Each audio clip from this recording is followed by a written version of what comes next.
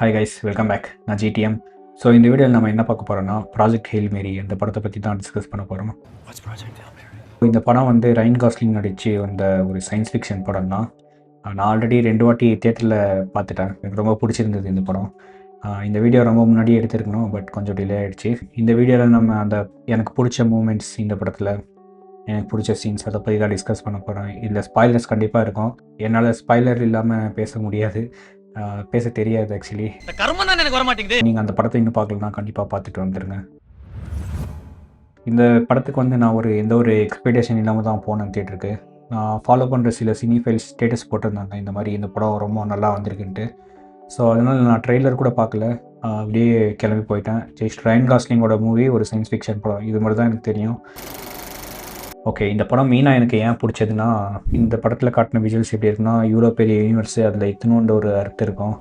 So அந்த அர்த்தில் நம்ம certain days தான் வாழ போகிறோம். ஸோ அதுலேயும் ரொம்ப ஓவர் திங்க் பண்ணிவிட்டு இந்த மாதிரி வாழ்ந்துட்டுருப்போம். இந்த மாதிரி விஷயம்லாம் அவ்வளோ பெரிய யூனிவர்ஸை பார்க்கும்போது அது அப்படியே ஒன்றுமே இல்லை, ரொம்ப ஓவர் திங்க் பண்ண வேண்டிய விஷயம் இல்லை, அந்த மாதிரி ஃபீல் கொடுக்கும். எனக்கு கொடுத்துச்சு. ஸோ அப்போ மைண்ட் என்ன ஆகுன்னா, ஒரு பீஸ் கொடுத்த மாதிரி இருக்கும் அந்த விஜுவல்ஸ் பார்க்கும்போதாகட்டும். நார்மலாக நிறைய வீடியோஸ் பார்த்துக்கலாம் நீங்களே. ஒரு அர்த் இப்படி இவ்வளோ தான் இருக்கும். ஸோ அப்படியே ஜூம் இன் பண்ணிட்டு போவாங்க, ஜூம் அவுட் பண்ணிட்டு போவாங்க. ஸோ இவ்வளோ பெரிய யூனிவர்ஸ், அது நம்ம சின்னதாக தான் இருக்கும். ஸோ அவ்வளோலாம் ஓவர் திங்க் பண்ணுற அவசியம் இல்லை. அந்த மாதிரி ஒரு வைப் கொடுத்த படம் தான் இது எனக்கு. ஸோ அதனாலேயே இந்த படம் எனக்கு ரொம்ப பிடிச்சது. வேறு வந்து மியூசிக் எனக்கு ரொம்ப பிடிச்சது. விஷுவல்ஸ், மியூசிக், அது எனக்கு ரொம்ப பிடிச்சது. ஸ்டோரி கூட ஓரளவுக்கு ஓகே கைஸ், இந்த படத்தோட கதையை பற்றி பேசலாம்.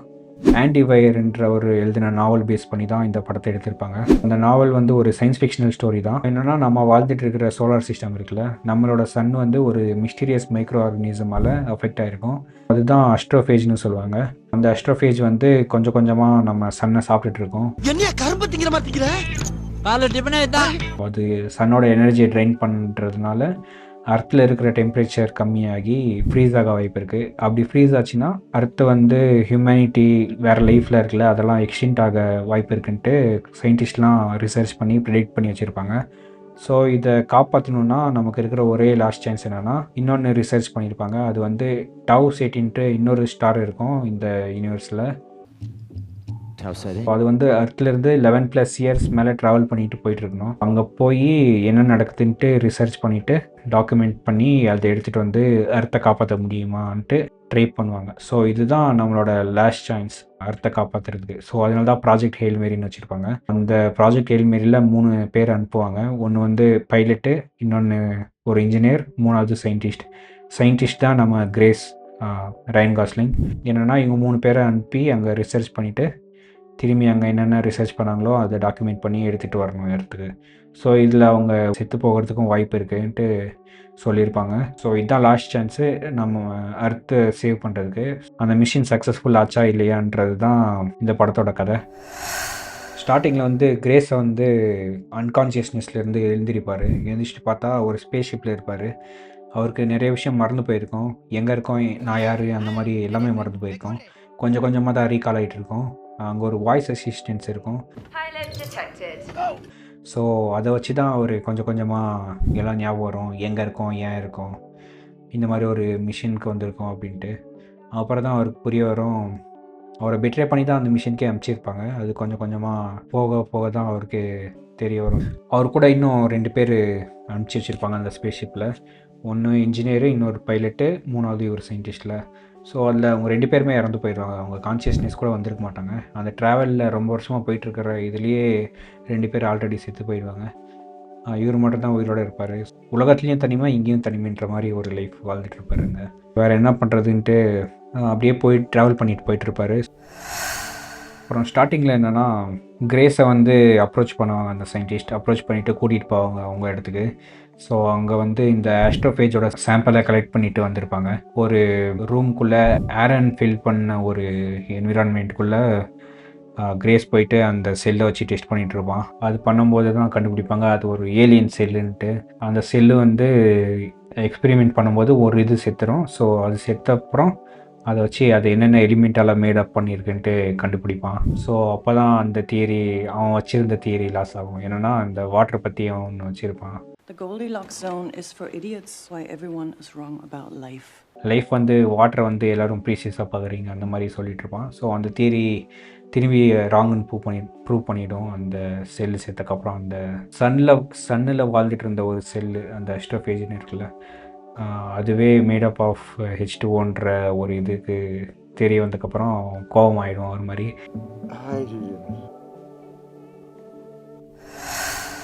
இன்னொன்று சயின்ஸில் இருக்கிற ஒரு நல்ல விஷயம் என்னென்னா, அவங்க அது தப்புன்ட்டு தெரிஞ்சக்கப்புறம் அதை அவங்க அக்ரி பண்ணிவிட்டு மூவ் ஆன் ஆவாங்க. வேறவங்க மாதிரி முட்டு கொடுத்துட்டு இருக்க மாட்டாங்க. ஸோ அது எப்போ வேணாலும் சேஞ்ச் ஆகலாம் அதோட இதை.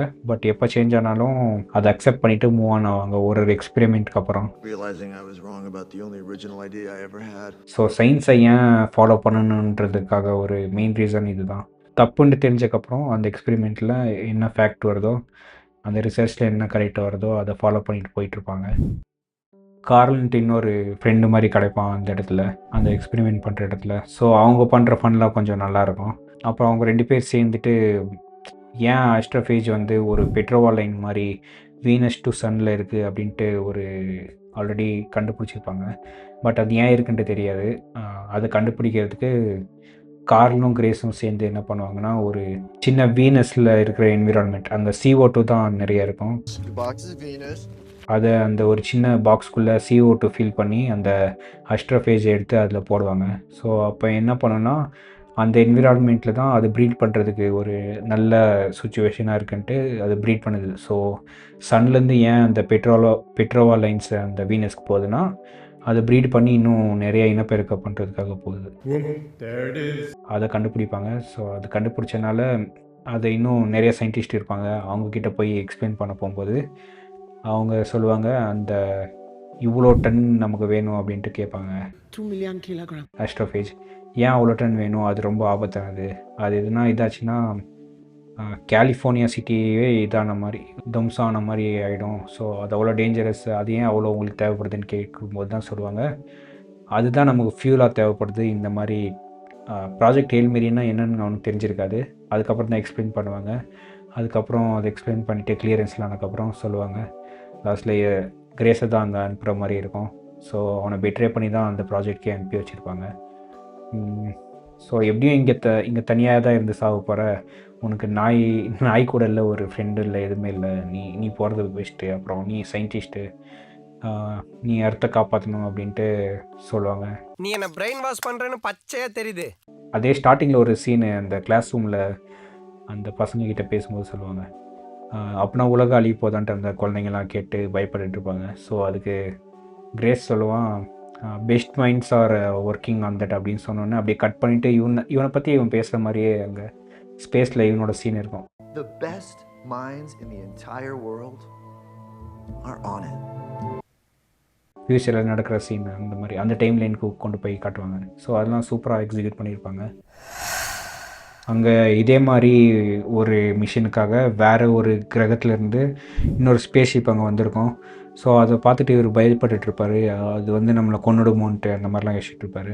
பட் அது ரெண்டும் கம்யூனிகேட் பண்ணுற மாதிரி ஏதோ ஒன்று அனுப்போம். ஸோ 2 பேர் இன்ட்ராக்ஷன் பண்ணுவாங்க. அப்புறம் பேசி அதை மீட் பண்ண போவார். அது பார்த்துட்டு பயந்துருவார் கொஞ்சம். அப்புறம் அது பார்க்குறதுக்கு கொஞ்சம் கல் மாதிரி இருக்குமா, ஸோ அதனால் ராக்கி பாயின்ட்டு பேர் வச்சிருவார். அப்புறம் அவங்க 2 பேரும் ரொம்ப ஃப்ரெண்ட் ஆகிட்டு, அது பேசுகிறது இவங்களுக்கு புரியாது, இது பேசுகிறது அவங்களுக்கு புரியாது. ஸோ அந்த மாதிரி நிறைய இது பேசி அந்த வாய்ஸ் அசிஸ்டன்ஸு இன்னும் நிறைய அதெல்லாம் வச்சுட்டு அந்த ட்ரான்ஸ்லேஷன்லாம் ஒர்க் பண்ணி, அந்த ஸ்பேஸில் அந்த மாதிரி ஒர்க் பண்ணி அந்த ராக்கி வந்து பேசுகிறத ட்ரான்ஸ்லேஷன் பண்ணி நமக்கு கேட்குற மாதிரி ஒரு செட் பண்ணி வச்சுருப்பார். கொஞ்சம் கொஞ்சமாக அவங்க 2 பேர் கம்யூனிகேட் பண்ண ட்ரை பண்ணுவாங்க. இந்த கிளாக்கு அந்த டேப்லாம் காட்டி அதுக்கிட்ட சொல்லுவான். அப்புறம் அதுவும் அதே மாதிரி அவங்கக்கிட்ட இருக்கிற கிளாக்லாம் எடுத்துகிட்டு வந்து காட்டும். அப்புறம் 2 பேரும் பேசி எப்படியோ ஓரளவுக்கு ஏதோ புரிஞ்சுப்பாங்க.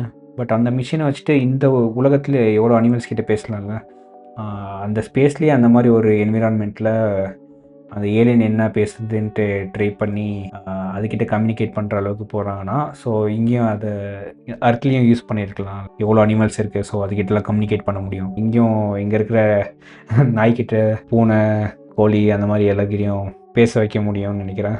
ஸோ அந்த மாதிரி இருந்தால் ரொம்ப நல்லாயிருக்கும். பாக்குறான் பாரு.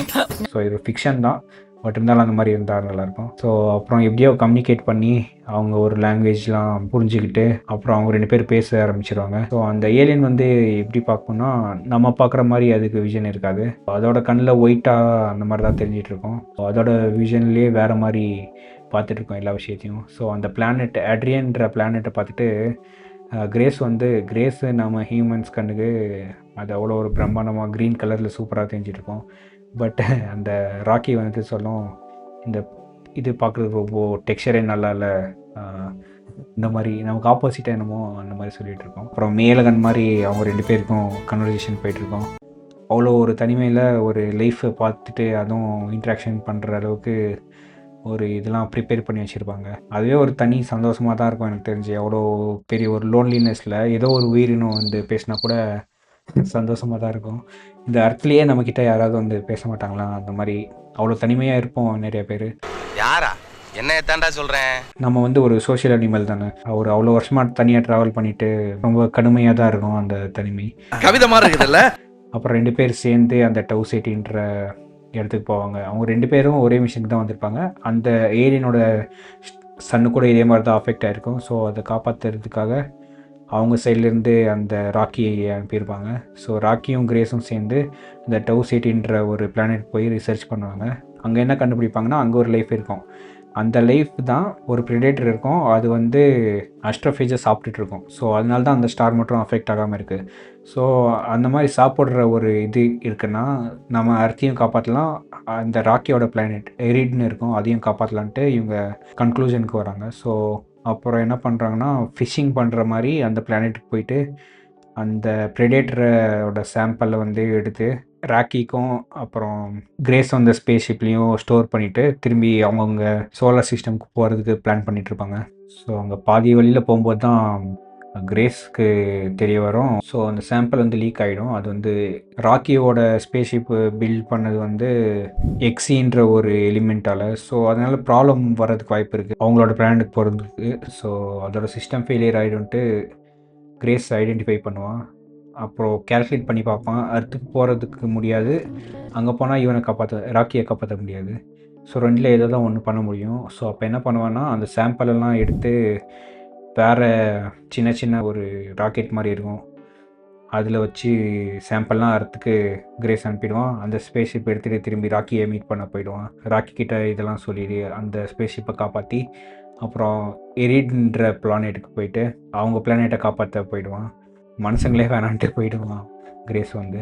ஸோ அங்கே போயிட்டு இதே மாதிரி தான் சயின்ஸ் டீச்சராக அங்கே இருக்கிற ஏலியன்ஸ்க்கெலாம் பாடம் சொல்லி கொடுத்துட்ருப்பான். அதெல்லாம் ஓல்சமாக இருக்கும்.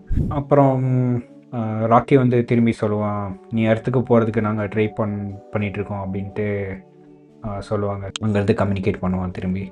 ஸோ அங்கேருந்து திரும்பி அர்த்துக்கு போவானா இல்லையன்ட்டு அது சொல்ல மாட்டாங்க, அதோட எண்ட் பண்ணிவிடுவாங்க மூவி. ஸோ இவ்வளோ தான் மூவி. ஸோ கண்டிப்பாக தியேட்டரில் பாருங்கள், எனக்கு ரொம்ப பிடிச்சிருந்தது மூவி. ஸோ உங்களுக்கு சயின்ஸ் ஃபிக்ஷன் மூவி பிடிக்குன்னா தியேட்டரில் மிஸ் பண்ணாதீங்க, எப்படியாவது பார்த்துருங்க.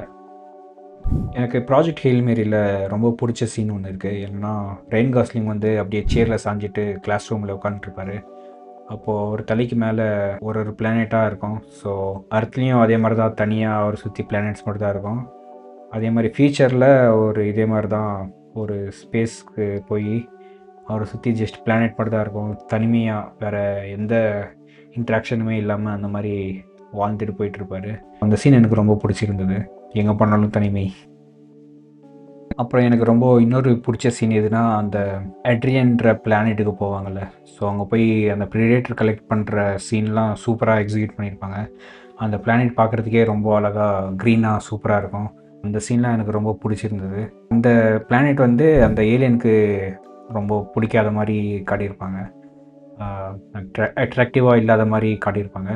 ஸோ நமக்கு அந்த பிளானெட்டில் அப்படியே குதிச்சு அப்படியே விளையாடலாமான்ற மாதிரி தோணிகிட்ருக்கோம். அவ்வளோ சூப்பராக இருக்கும் அந்த பிளானெட் பார்க்குறதுக்கே. அந்த ஏலியனுக்கு வந்து அந்த பிளானெட் அவ்வளோ பிடிக்காது பார்க்குறதுக்கு. ஸோ அதோட கண்ணுலேயே வேறு பர்ஸ்பெக்டிவாக இருக்கும். ஸோ இதே மாதிரி தான் எல்லாமே எல்லா ஆர்ட்லேயும் ஒருத்தர் கண்ணுக்கு நல்லா தெரியும், ஒருத்தர் கண்ணுக்கு வேறு மாதிரி தெரியும். அந்த சீன் எனக்கு ரொம்ப பிடிச்சிருந்தது. அப்புறம் அந்த அட்ரான் பிளானெட்டில் வந்து ஸோ இன்ஃப்ராரெட்டுக்கு ஸோ அந்த க்ரீன்லேருந்து அப்படியே ரெட்டாக மாறும். ஸோ அங்கே ஒரு விஷுவலி சூப்பராக ஒன்று க்ரியேட் பண்ணியிருப்பாங்க. அது பார்க்குறதுக்கு ரொம்ப பயங்கரமாக இருக்கும். இந்த இதெல்லாம் தியேட்டரில் பெரிய ஸ்க்ரீனில் பார்க்குறது ரொம்ப ஜாய்ஃபுல்லாக இருக்கும். ஸோ மிஸ் பண்ணாதீங்க அந்த சீனு.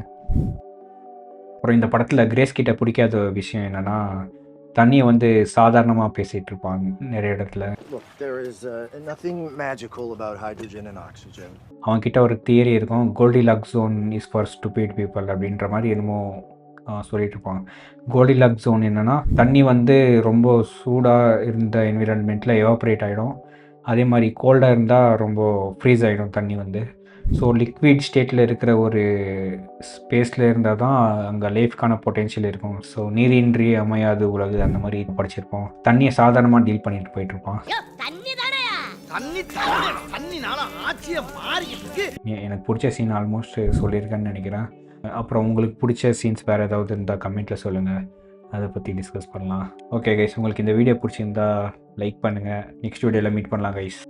பை.